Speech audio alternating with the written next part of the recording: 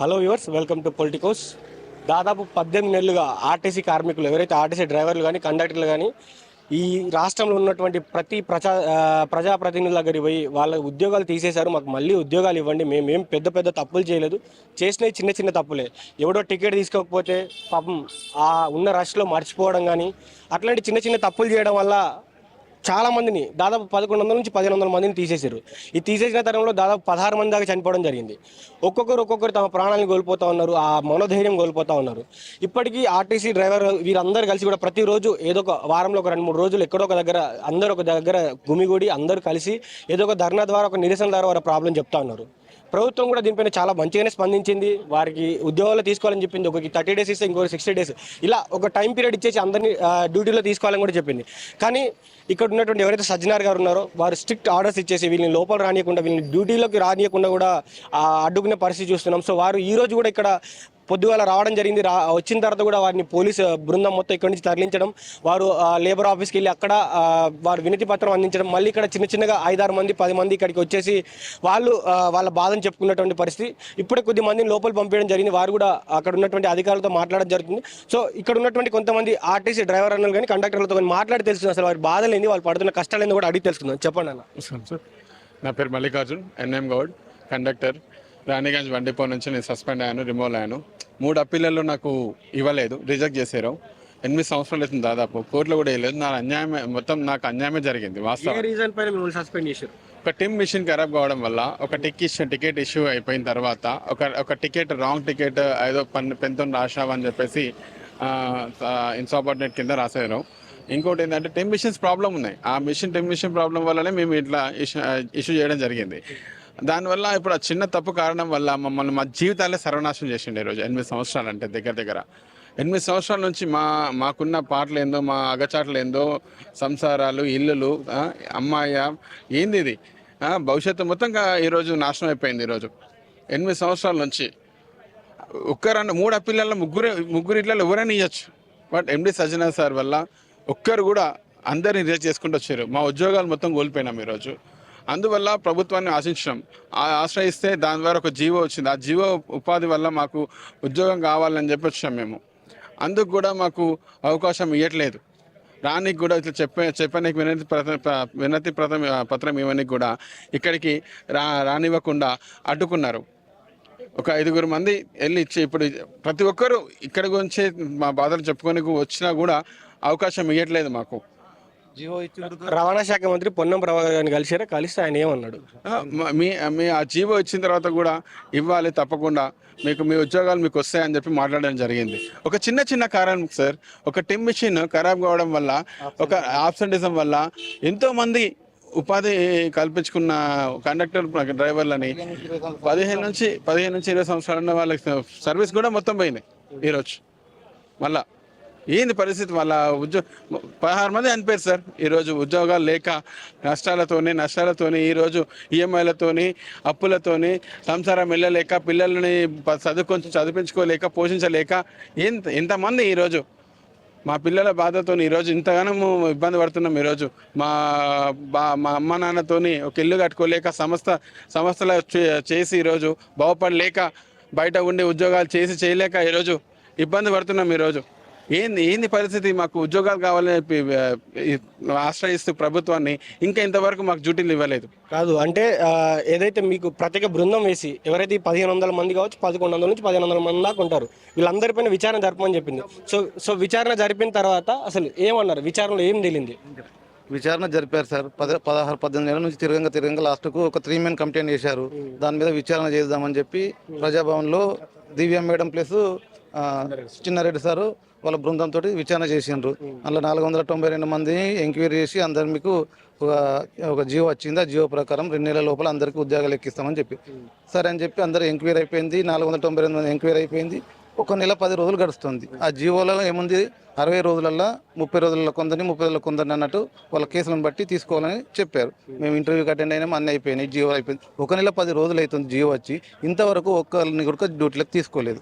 మరి ఏంది పరిస్థితి సార్? మరి అంటే చిన్నారెడ్డి సార్ను ప్లస్ దివ్య మేడం నడితే మా దగ్గర అంతా అయిపోయింది ప్రజాభవన్లో, మీరు ఇక్కడికి రావద్దు, ఏదున్నా కానీ ఎండి ఆఫీస్ దగ్గరికి పోయి అక్కడ తెలుసుకోవాలంటే ఈ రోజు మరి నెల 10 రోజులు అవుతుందని మేము అందరం మాట్లాడుకొని తెలుసుకొని సార్ మా పరిస్థితి ఏంది, మరి ఇంత రాను ఇంకా ఘోరం అవుతుంది, ఎవరు దీన్ని పట్టించుకుంటలేరు అనే ఉద్దేశంతో మా పిల్లలు అంతా రోడ్డు మీదకి వచ్చినాయి మా బతుకులు. కాబట్టి మాకు ఈ కనీసం నెల 10 రోజులలో ఒక్కరికి కూడా ఇంకా ఉద్యోగం ఇచ్చలేదు. కనీసం కొందరికి ఇస్తున్నా 2 నెలల దాకా మేము ఓపిక పడుతుంటాం.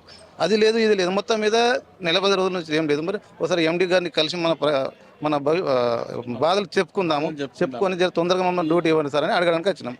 అంటే ఇప్పుడు ఈ గవర్నమెంట్ స్పందించింది, మంత్రులు స్పందించారు, ప్రజాభవన్లో స్పందించారు, అన్ని చోట్ల అయిపోయింది.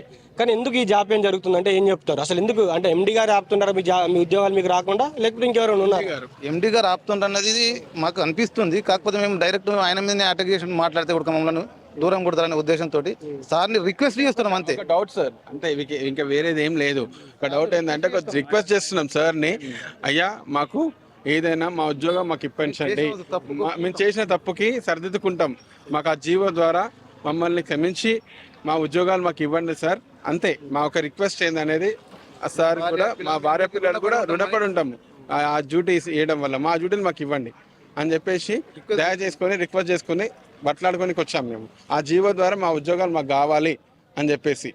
ఇంతవరకు ఒక చిన్న టికెట్స్, చిన్న తప్పు వల్ల ఈరోజు మేము 8 సంవత్సరాలు దగ్గర 6 సంవత్సరాల కొరు రోడ్ల పొండి తిరుక్కుంటూ పోతున్నాం సార్. ఈ రోజు ఇక్కడ ఉద్యోగాలు ఏంది సంగతి అని చెప్పేసి నెల జీతం వస్తే కూడా గడవని రోజులు ఉన్న పరిస్థితులు.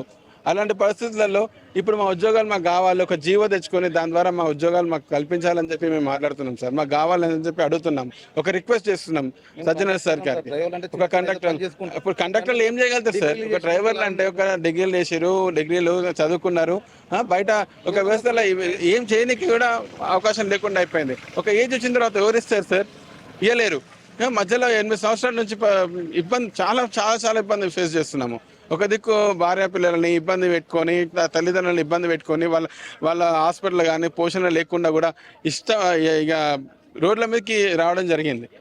కనీసం రావడానికి బస్ పాసులు కూడా లేకుండా తీసుకున్నారు సార్. మై టోటల్ గా గుంజుకున్న తర్వాతనే బయటకు వెళ్ళి కొట్టిన అంటే బస్ పాసులు కూడా కాదు చెప్తున్నాం కదా సార్. ఫ్యామిలీ మొత్తం రోడ్ మీద మొత్తం మేము యాక్చువల్గా కూడా మాకు రిమోల్ ఎప్పుడైతే ఉందో పాస్ గుంజుకునే తోలేస్తారు. అట్లా బస్ పాసులు లేకుండా బస్కు ఇట్లా ఏదైనా మీటింగ్ ఉంటే డబ్బులు పెట్టుకుని కామారెడ్డి నుంచి రావాలంటే ఎక్కడ నుంచి అన్న మీరు? ప్రాపర్ కామారెడ్డి దగ్గర దోమకొండ ఉంటుంది. ఒక 140 కిలోమీటర్ల దూరం నుంచి నేను ఇప్పుడు బస్ టికెట్ పెట్టుకుని లేకపోతే రైల్వే టికెట్ పెట్టుకుని నైట్ వస్తే పొద్దున్న వచ్చి ఇలా మీటింగ్ కట్టిన. మీ ఉద్యోగం ఎందుకు పోయింది? నేను ఆబ్సెంట్ ఇద్దాం సార్. ఒక వారం రోజులేమో ఆబ్సెంట్ ఉన్నా. మా నాన్న చనిపోతే కొంచెం ఆరోగ్యం బాగాలేకపోతే ఆబ్సెంట్ ఉన్నా. హార్ట్ అటాక్తో నాన్న చనిపోయిందని సిక్ అయిపోయినా. దానికి వచ్చి ఒక లెటర్ రాసి ఇచ్చిండు డిఎం గారికి. ఆ డిఎం గారు కూడా దాన్ని చూసిండు, కన్సిడర్ చేస్తాం బాబు అన్నట్టు తిప్పించిండు. 15 రోజుల తర్వాత లెటర్ పంపించిండు, ఆబ్సెంట్ ఇదంలో ఇంటికి పంపించేసిండు. అంటే వారం ఆబ్సెంట్ అయితేనే మిమ్మల్ని డ్యూటీ నుంచి తీసేసారు. 13 రోజులు అయింది మొత్తం. 13 రోజులు ఇంటికి లెటర్ పంపించేసారు. వచ్చి కూడా నేను అప్పీల్ పెట్టుకున్నా సార్, నా పరిస్థితి ఇట్లా బాగాలేదని చెప్తే అప్పీల్ తీసుకున్నారు. కానీ మళ్ళీ దాన్ని అప్పీల్ ఇచ్చినాక 4 రోజులకి ఇంటికి లెటర్ పంపించేసారు, సస్పెండ్. టీటీఎల్ కూడా కావాలని చెప్పేసి కూడా కండక్టర్ని తీసేయాలని చెప్పేసి కూడా చాలా మంది, ఒక సజ్జన సార్ వల్ల కానీ ఒక ఎండి సార్ వల్ల కానీ ఇంతమందిని తీసేయాలి క్రూని అని చెప్పేసి. అరే అర్థం కాదు సార్, జీవితాలు దీని మీద ఆధారపడి ఉన్నాయి. చిన్న దానికి కూడా మమ్మల్ని తీసిపడేయడం ఏంటి సార్ ఇది? ఇంకోటి ఏంటంటే, ఒకటి టికెట్లు పెట్టిన తర్వాత కూడా ఒక టెర్మినేషన్స్ మంచుకుండి ఖరాబ్ అయిన తర్వాత కూడా వాళ్ళు వచ్చే లోపల టికెట్లు ఇచ్చేసాను సార్. నేను ఇచ్చిన తర్వాత కూడా మా ఉద్యోగాలు మాకు అవి టికెట్లు తీసేయడం జరిగింది, టికెట్ల ద్వారా తీసేయడం జరిగింది.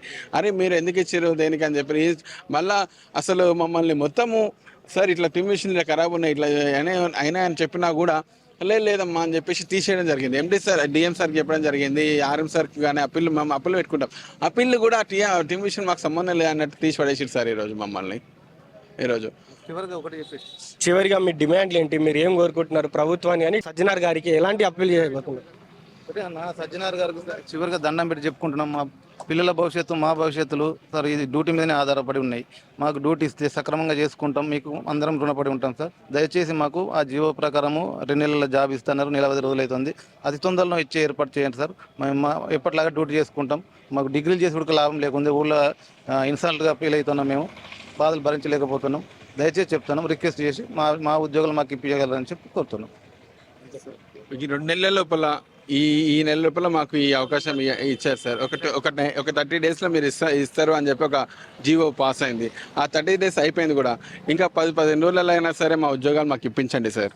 అది మా కోరిక, అది మా విన్నపం సార్, అంతే, వేరేది ఏం లేదు. దయచేసి రిక్వెస్ట్, మిమ్మల్ని కొట్లాడేసి మాకంత ధైర్యం కూడా లేదు సార్. మిమ్మల్ని రిక్వెస్ట్ చేసుకునేదే, మా ఉద్యోగాలు మాకు ఇప్పించండి. మీకు ఎల్లప్పుడూ మీకు రుణపడి ఉంటాం మేము. Thank you sir. సో చూశారు కదా వ్యూవర్స్, ఇది డ్రైవర్ అన్న చెప్తున్న మాట.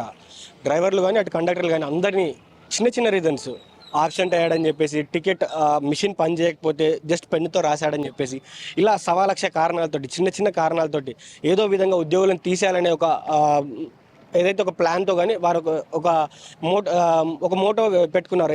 ఏదైనా కానీ కొంతమంది ఉద్యోగులను తీసేయాలని ఒక మోటోతోటే ఈ విధంగా తీసేస్తున్నారు మమ్మల్ని. వాళ్ళు ఎప్పటి నుంచో అనుకున్నారు తీసేయాలని, కానీ ఏదో ఒక సిచ్యువేషన్ దొరికినప్పుడే తీసేస్తూ ఉన్నారు. దాదాపు 1,100 మంది నుంచి 1,500 మంది దాకా ఎవరైతే ఆర్టీసీ కార్మికులు ఉన్నారో వాళ్ళందరినీ తీసేయడం జరిగిన తర్వాత 16 మంది కూడా చనిపోవడం జరిగింది. వీళ్ళందరూ చెప్తున్న మాట ఏంటి, దాదాపు గవర్నమెంట్ జియో జారీ చేసి ఇప్పటికీ 30 రోజుల పైనే దాటిపోయింది.